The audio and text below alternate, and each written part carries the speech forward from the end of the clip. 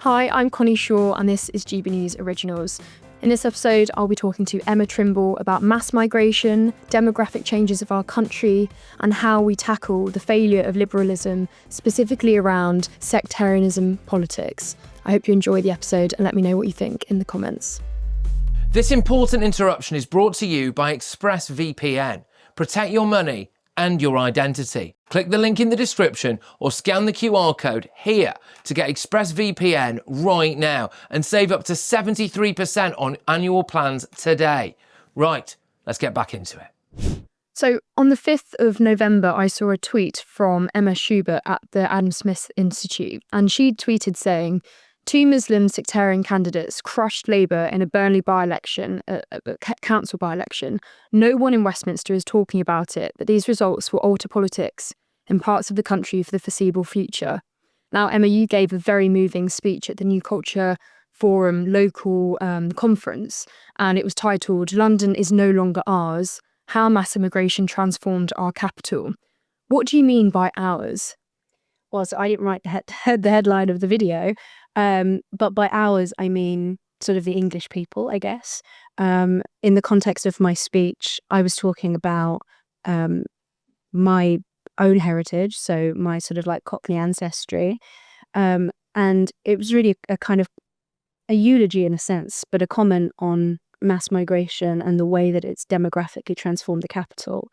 Because that sort of Cockney community and that culture has been wiped from existence, basically. Like, you know, those people have moved out to places like Essex and Kent, but the culture itself just hasn't survived in any meaningful way. And so really I was talking about sort of the feeling of loss and dispossession that people feel because they didn't choose this. They didn't choose to emigrate to another country. They didn't choose to, ultimately, in a sense, they chose to leave London, but it was really, by no fault of their own. And so in that sense, when I say ours, I mean the community that has had roots in that area for hundreds of years. Mm-hmm. And these are conversations that are quite difficult to have, specifically within legacy and mainstream media. We have these conversations on GB News, but if you listen to platforms like LBC, even Times Radio occasionally, and especially the BBC, people who say things like that will instantly be dismissed as, why does it matter? And all of these other questions. And I suppose in your speech, one of the most stark aspects of it was the rate at which the demographic change has happened in London. But lots of people would say to you, why do you care so much about the ethnic change? Because a lot of the time we'll say, but it's about the culture. But sometimes you can't separate ethnicity from culture because your culture comes directly from your roots and your family. So someone who would be, you can give any legacy media journalist could say to you, why do you care so much about the ethnic makeup? I think it's a really dumb confusion that we see. You obviously get it a lot in legacy media.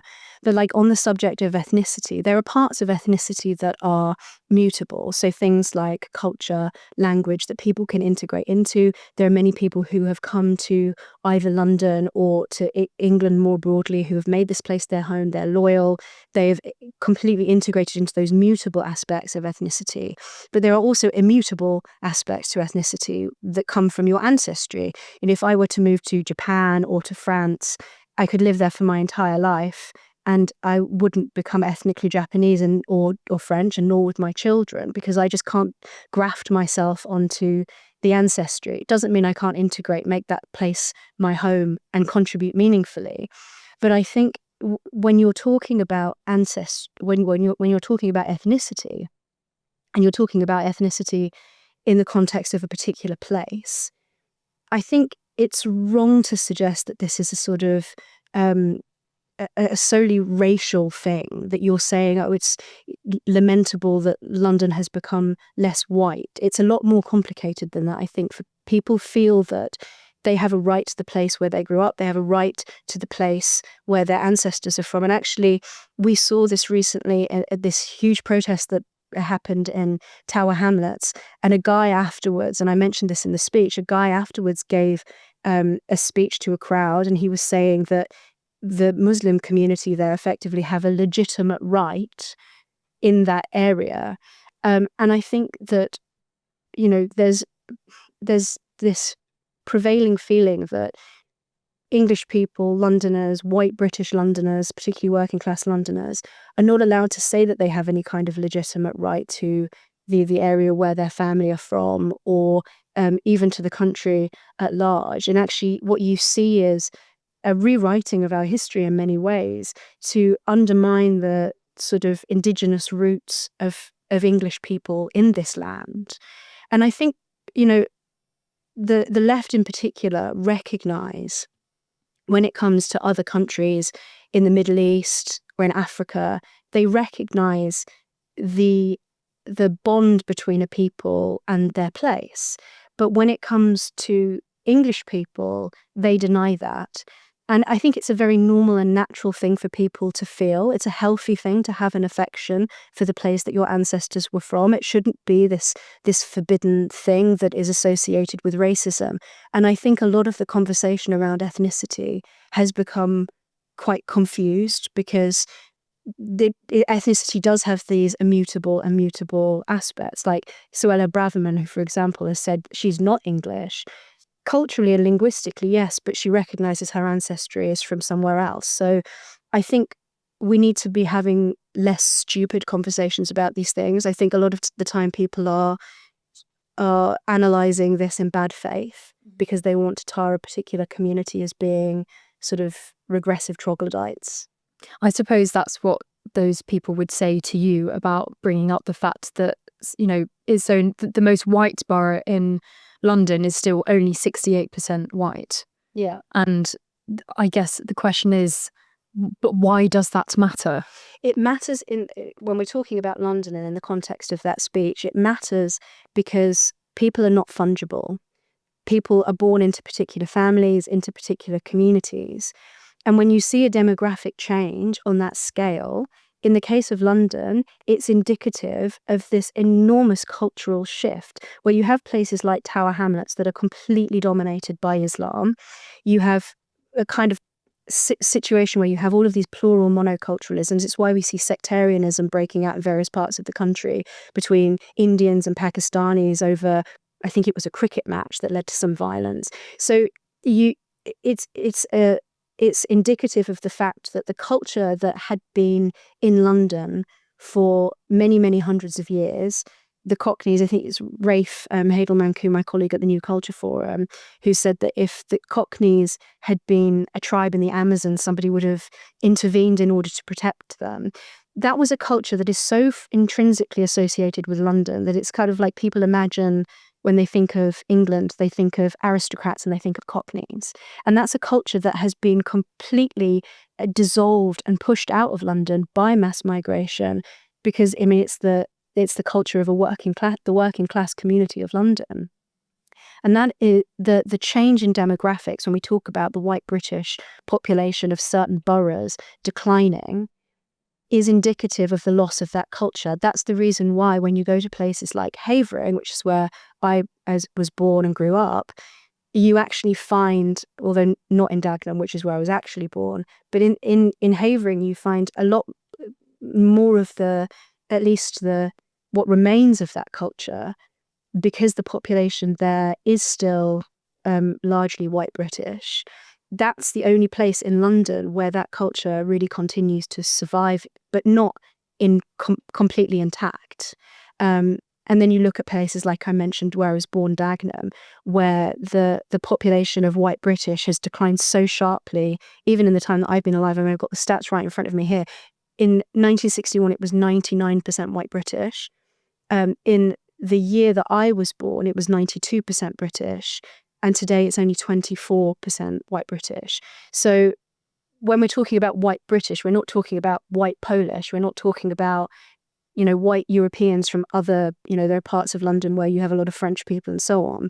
We're talking about the culture that was played a significant historical role in the history of London's white working class being pushed out further and further from London, and it being replaced by effectively plural monoculturalism. I don't want to call it multiculturalism, because these cultures are not mixing with each other, they're fighting with each other. Mm-hmm. And interesting, you use the word replaced, and I'm sure that if you said that, that word has become very provocative.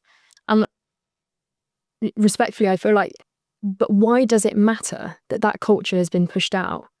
Because that culture hasn't continued to survive in any meaningful sense. Like that culture had historical roots in London, and it might not matter. I mean, I don't know what your background is. It might not matter to you, but it certainly matters to the people who are descended from the people in those areas. I mean, when on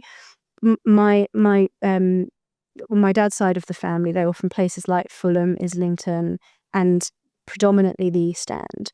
When I go to places like Whitechapel, and if you walk from Bethnal Green to Whitechapel, and you can see the history of the people who had lived there before, but that place has changed so radically in terms of its culture. I think it's perfectly reasonable and fair for people to feel a sense of loss, and to feel a sense that, like I said in my speech, I had the great privilege of knowing the last Cockneys in my grandma's generation, less so in my dad's generation. And I got to see the twilight of that culture. And I'm very grateful that I did, because that's the culture that, I'm descended from. But I think it's fair for people to feel that something quite significant has been lost when their culture has been effectively eliminated from a particular area where it had its roots. Mm-hmm. And I think the left would recognize that when it comes to other cultures, which is why the left recognize things like multiple generations of refugees. Someone who's born outside of the country that their parents are a refugee from, they also recognize as being refugees. So there's a kind of cognitive dissonance there. Yeah. One of the big topics around mass migration, sort of over the last few months, one of the things that's dominated this topic specifically is about sexual offences. And it does feel like every week there's another story of someone who was not born in this country, or who was born in this country but their parents weren't, or their grandparents weren't, or Frank had some sort of immigrant background, committing a sexual offence or a seriously violent one.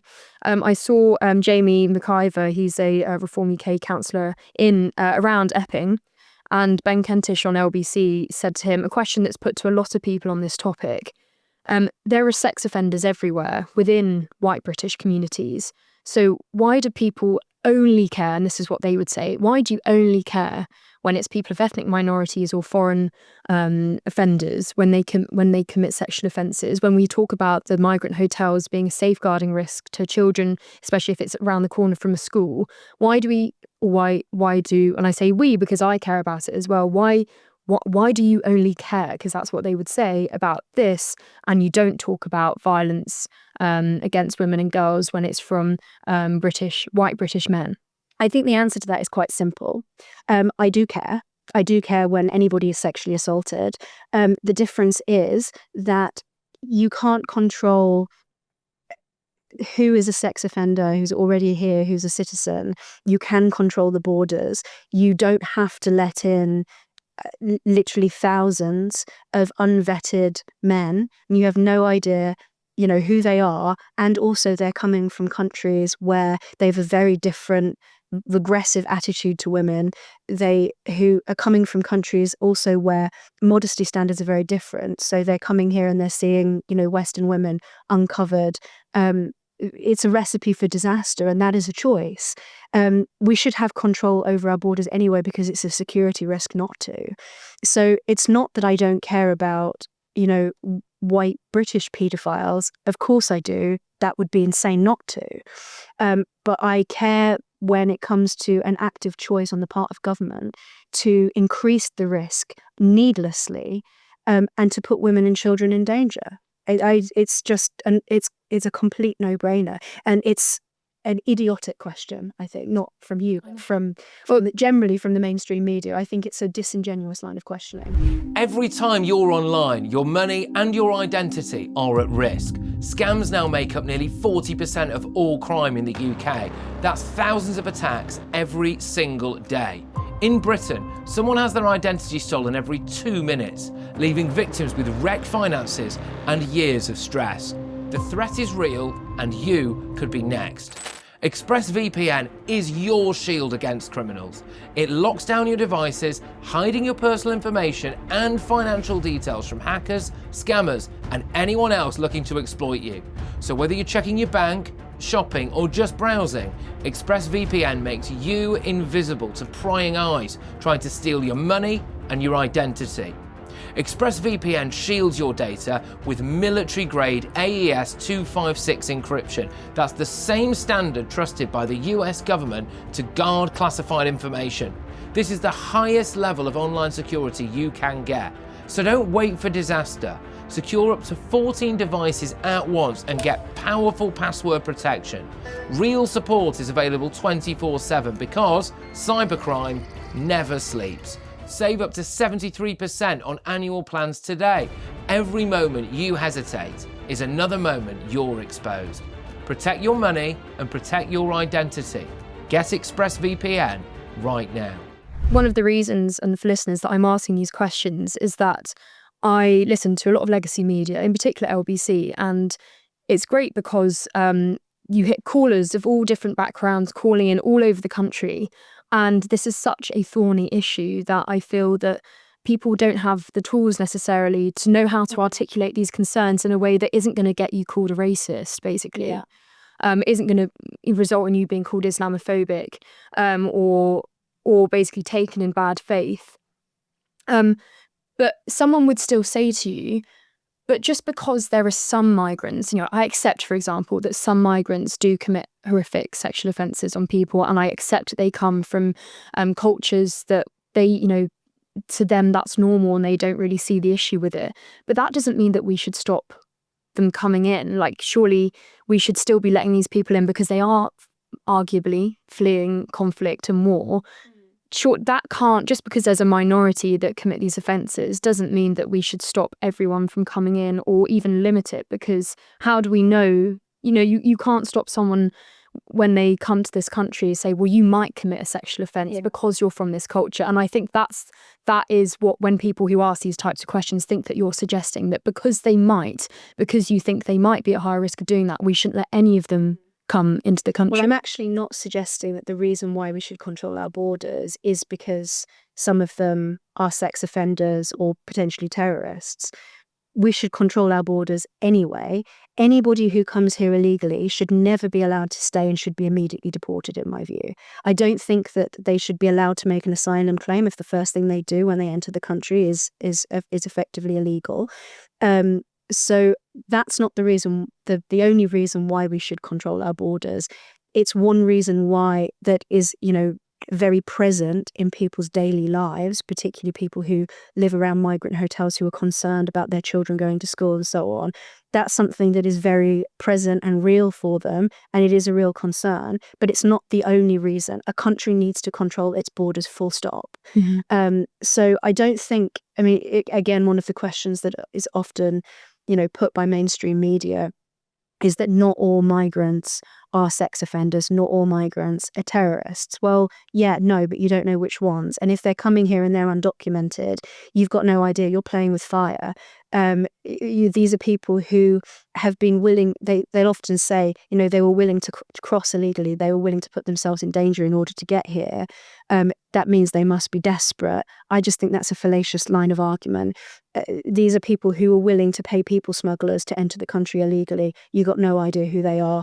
You've got no idea, what connections they might have to international crime. We even saw this, years back when these various terrorist attacks were taking place in London. People were using migrant routes, terrorists were using migrant routes to go back and forth.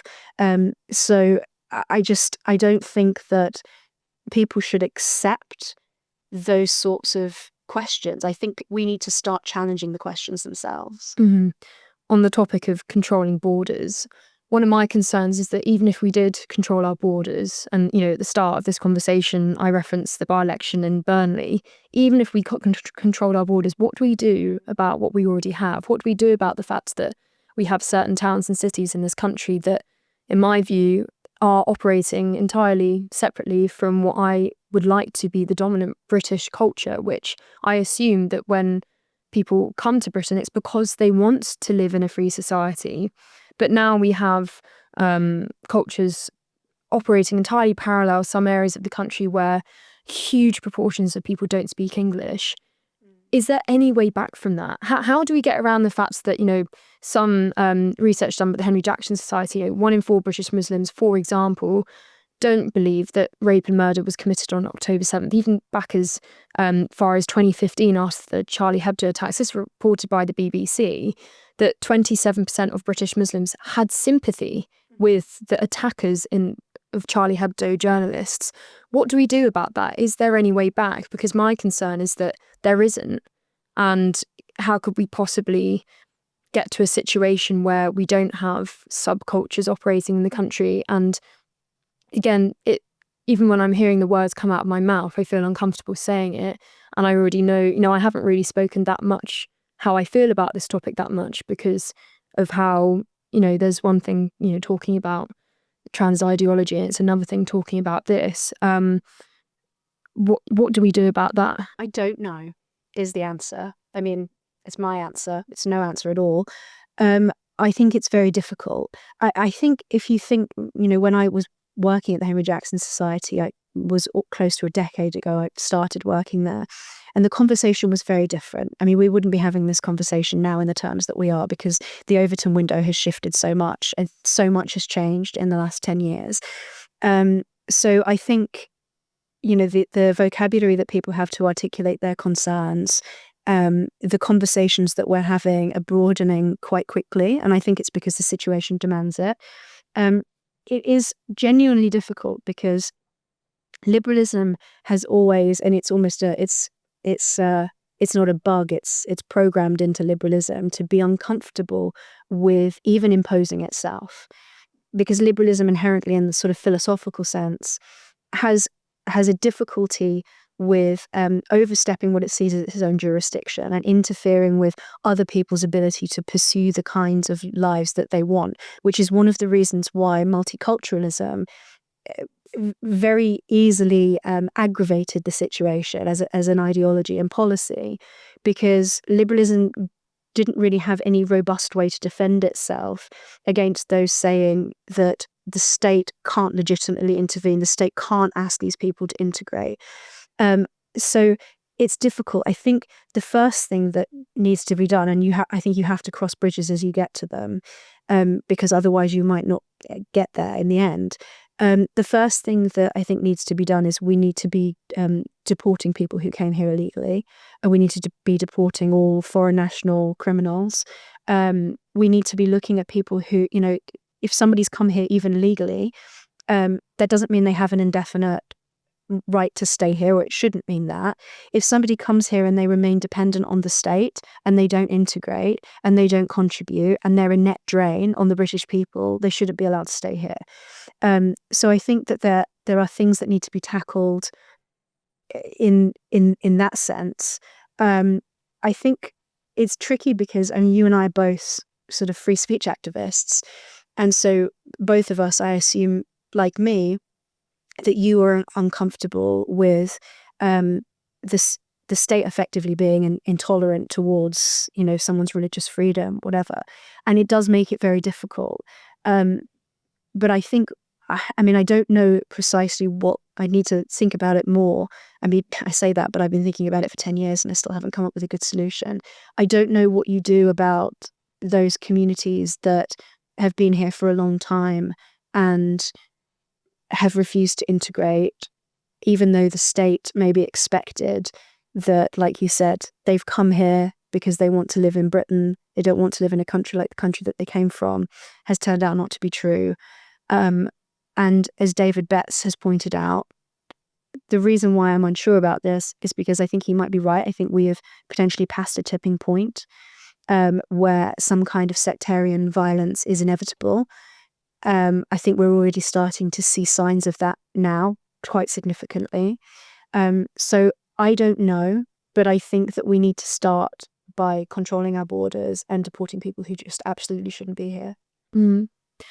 On the topic of sectarianism, I think the first moment where I realised that, wow, like how did we get to this point? I felt like I hadn't really been paying attention, and all of a sudden it was when I was in my second year at university and Martin Ali won his seat in Hare Hills in Leeds in the local council. And when he won his seat, he celebrated by saying on camera, "Allahu Akbar, this is for the people of Gaza." And I brought this up to my friends at the time who I was doing student journalism with. And I kind of came at it from the angle that I didn't really want anyone declaring a religious sort of accreditation to their victory in an election.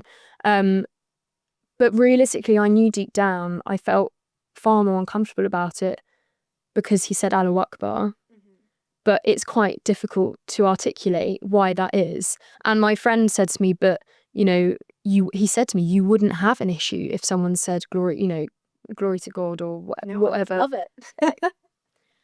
And I, at the time, because I had always at that point considered myself quite a hardcore atheist, and I loved secularization and things like that. I said, well, yeah, I suppose so. But I wasn't sort of brave enough to say, no, this is a specific issue. But, you know, freedom of religion, all the rest of it.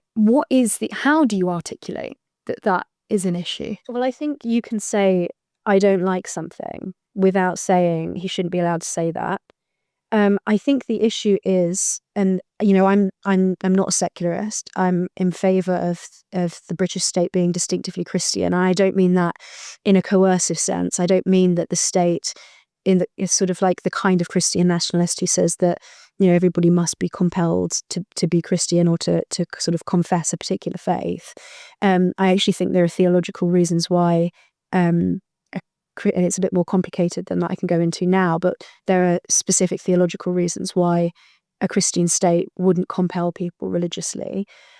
So I'm not in favour of secularism, but I also, and I feel that I'm at liberty to say that I don't want Islam in politics. Now, that's because, you know, I don't think that Islam is true, and I think that its involvement in politics is extremely pernicious. Islam is an inherently political religion in a way that Christianity is not. And so it lends itself towards coercion. We can go into that a bit if you want to. So when I see somebody saying Allahu Akbar in that context, my mind is immediately going to the political implications of Islam.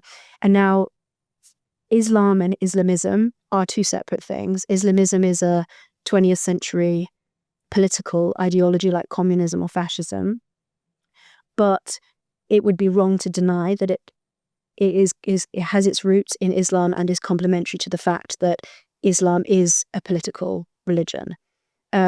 So I think that's another area where for decades we've had a very confused conversation. People often conflate Islamism and Islam, and they think that if you make the distinction between them, then you're saying that Islam is not political when it is.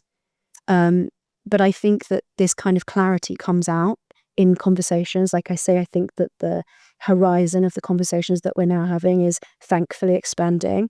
But that is only because for decades, there have been people who have been trying to push it into clarity, basically. Mm-hmm. And so I would be interested, how do you differentiate? Because I found this quite difficult. And another very difficult question I've asked myself, is there such thing as a moderate Muslim? Because I've read parts of the Quran. I haven't read it page cover to cover, but I do dip in and out occasionally.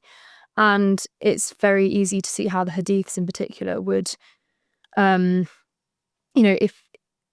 to me, my understanding of Islam has always been that it's fundamentally a fundamental religion because of the fact that the Quran is believed to be the exact word of God and it hasn't ever been changed.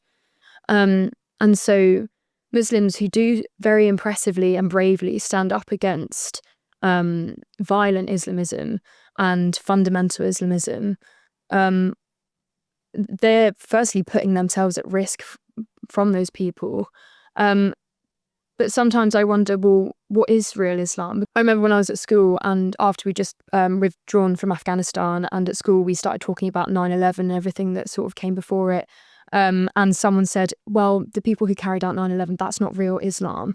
And so there are all these different aspects. Is there such thing as moderate Islam when I have personal anecdotes of someone that I may have thought was a moderate Muslim, and then you say, well, what do you think about this? And their response is, wow. Or my response to their response is shock, because I thought that they were liberal, but it actually turns out that sometimes that's not always the case, specifically when it came to Salman Rushdie, and response from people that you would expect to be liberal Muslims or moderate Muslims. And it turns out that my experiences anyway have been cases where people do side with the extreme version, that maybe he did deserve to be killed for what he wrote. Yeah, there are moderate Muslims, but I don't think Islam itself is moderate as a religion or as a doctrine. And I think you mentioned Salman Rushdie, but I mean, like the teacher in Batley as well. I think that is an issue that I think Muslims, even those who might be sort of like instinctively moderate in their personal character, like irrespective of their religion, who they are as a person, even if they were uncomfortable with the idea of hounding somebody into hiding for showing a cartoon, I think that the amount of pressure from the Muslim community on them to denounce that kind of thing, and to be against it and to defend their prophet and so on, is so great. And you see this also with the Islamophobia debate as well, that there's this kind of compulsion to support what we in the West would feel is very radical, but whereas some, or probably that I would assume the majority of Muslims would feel that this is a kind of obligation on them, whether they're pushed to it by pressure in their community or by their own religious beliefs. But I think, this goes back to the point about the difference between Islam and Christianity, because Christianity has this sense of, and forgive me, I'm going to get theological, but Christianity has this sense of eschatological patience, by which I mean perfection is not possible in this world, and it will only come at the end of time by the hand of God. And that's something that we human beings as fallen creatures can't achieve. Whereas Islam is a perfectionist religion. It has a law that it believes can be implemented in order to perfect human societies here on earth in order to submit to God. And so in that respect, it is perfectionist, and in the sort of in the very literal definition of sort of totalitarianism, in that it is totalizing, it wants to touch on every single aspect of your life.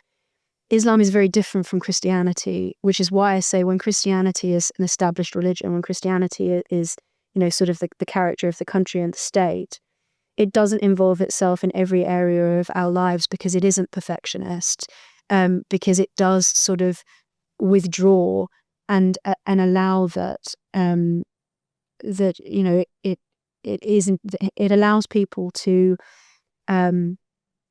pursue their own ends more freely than a perfectionist totalizing religion would, which is why liberalism arose from Christianity. And there are problems with liberalism philosophically, but the idea of secularism comes from the word seculum, which is the idea of the period of time between now and the end of time when things will be perfected. So things that occur in the seculum cannot be perfected.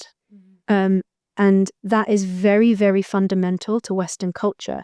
And so when people will say, about this came up in one of the panels I did recently at Battle of Ideas, someone in the audience said, who's also a secularist, didn't want Islam to get involved in politics. Well, good luck to you, because where Islam is, it gets involved in politics because it is inherently that way inclined. There's nothing that you can do about that.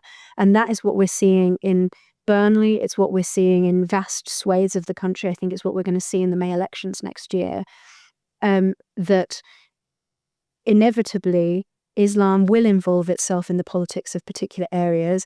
And that has implications because, like I said, human beings are not fungible. We're cultural creatures. And that's why you see the victory of a woman who campaigned for sex segregation in one local council. It's why you see what we saw in Tower Hamlets with masked Muslim men coming out on the street.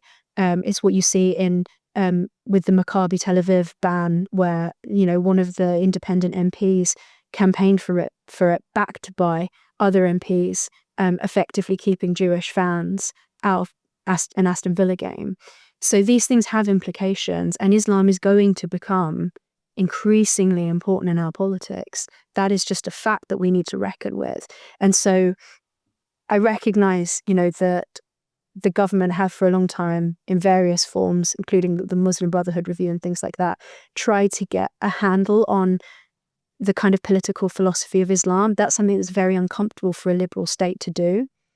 But we as a society need to be clear about what we're dealing with and what the differences are between this rising Muslim politics and the foundations of the Western liberal society that we take for granted.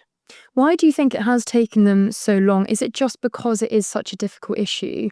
Or do you think it's because, for example, you may argue that for the Labour Party, they do rely on the Muslim vote in some areas. If you look at seats like Jess Phillips and West Streeting, and they're concerned about, losing even more and, giving power to independent MP candidates who may be standing on Gaza and Gaza alone. When I was younger, and I still am, a huge fan of Christopher Hitchens, and he was talking about this 20 years ago. Why was it that no one was listening? Because I was asking my mum the other day, after 9/11, why was it not? I know that we were told, some people claimed that actually it was Muslims who were the biggest victim because now they had to face Islamophobia on the tube and things like that, whether it was after 9/11 or after the 7/7 bombings here. Why was that not enough to kickstart things and people to be able to look forward to the future as to how this is going to only ever get worse? And it has only, obviously, we've not seen anything quite as bad as 7/7, although obviously the Manchester Arena bombing happened as well and various other lists of terrorist attacks. How much worse do you think it will have to get for some people to wake up? Because I feel like now there are some MPs, in particular Nick Timothy, who I am absolutely in awe of for being so brave and articulate on this issue. How do you think that people in Parliament, when they hear people like Nick Timothy talking about issues in relation to this, what we've been talking about today, do you think they all know deep down that they're having to, that they're suppressing it? And I think, every single time one of these attacks or whatever it is that happens, I think surely this is going to be it. And you get to a point where you think, am I naive for expecting that at some point there is going to be this watershed moment and people are going to wake up? One of the reasons why I went into doing investigative stuff on Islamism was because of the Charlie Hebdo attack. That, for me, I remember seeing it on the news and staying up all night just watching rolling coverage. And how rolling coverage is, it doesn't actually give you anything new, but I was just so fixated on it because I was thinking, this has got to be the moment. This has got to be the moment where people realize, because, there had been so many other incidents in the West, like the Danish cartoon affair, or Salman Rushdie, where the Islamic blasphemy laws had effectively broken through with force into Western countries. And now I look back on Charlie Hebdo and I think, gosh, it was such a long time ago and so much has happened since then. So many attacks, the sort of like Brussels, Paris attacks at the Bataclan, as you mentioned, the sort of a Manchester Arena bombing. And I don't think it is events that will change people's minds, because if it was, that would have happened already. I think that there are lots of reasons for it. Some of it's political. Some of it, I think, is potentially naivety, or, people who generally have quite sweet characters and want to think the best of other people and are a bit decadent in their naive view of the world and of the possibilities of, how bad things can get. But I think the primary reason is that as a society and as a civilization, we have been philosophically disarmed. And by that I mean that there's this sense that we had arrived at the end of history and that democracy was going to be the future and that everybody would see the light. You saw it in the sort of rationale behind Afghanistan and foreign intervention and things like that. And there, even with China, there was this sense that if we trade freely with them, then they'll change, they'll become like us. And because there was this sense of this sort of inevitable arc of progress to human history. And so I think people thought, we've arrived safely and we on the shore, and now we can experiment, because the wars, plagues, all of those things that have blighted human history so far no longer apply to us because we've arrived. And I think that has led to a naivety a naivety that actually has been somewhat pierced by things like COVID, the war in Ukraine, which I think is why now we are having these conversations more seriously about things like civil war and sectarianism, because we've realized that this could be a very costly experiment that really could lead to civil disorder. But I also think that the primary reason why this paralysis has affected not only Labour, but also the Conservatives, and has affected even the way in which we're able to talk about these things, is, not just in public either, in private too. I think it's for the philosophical reasons that I sort of touched on already, to do with liberalism and multiculturalism. This sense of not being able to legitimately justify overstepping the proper jurisdiction of the state. And so we sort of tied our hands behind our backs and said, well, on the one hand, we can't really do anything. These people are coming here and we can't really do anything to ask them to integrate. Then you have this sense of that there is nothing to integrate into. So we create something loose and watery and abstract, like British values, which isn't too interfering, but it's maybe just enough, but it doesn't encapsulate what people actually do need to integrate into. And I think that some of that comes from a sense of guilt that has really sort of saturated our culture. And then I think thirdly, that it really is just a case of all of those things playing into this naivety that they will just align themselves with the arc of history and become liberal, and they will just integrate of their own accord, without any incentives or intervention from the state. But then what was the liberal state going to do? Because it can't justify its intervention easily. So I think that the root of the problem is actually, like I say, this philosophical disarming of not just the British state, but of all European states as well. And I mean, you're sort of very up on the trans debate. And I think actually there is a strange similarity between that and the inability to justify borders. Not only is there this sense that people and their parts are completely fungible, but there's also this sense that the borders in any strict sense, whether between male or female or between countries, just simply cannot be justified.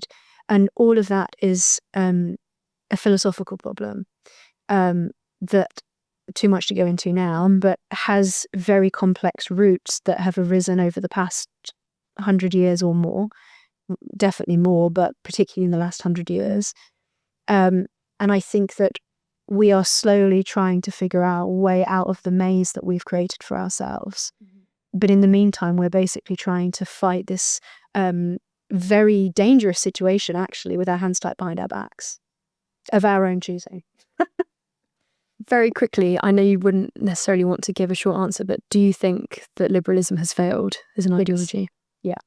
Me too. But I believe in liberality, which I think is different. Liberal outcomes, but liberalism as a political philosophy and as an ideology, I think has serious problems. And I mean, you just have to look around you. It's failed.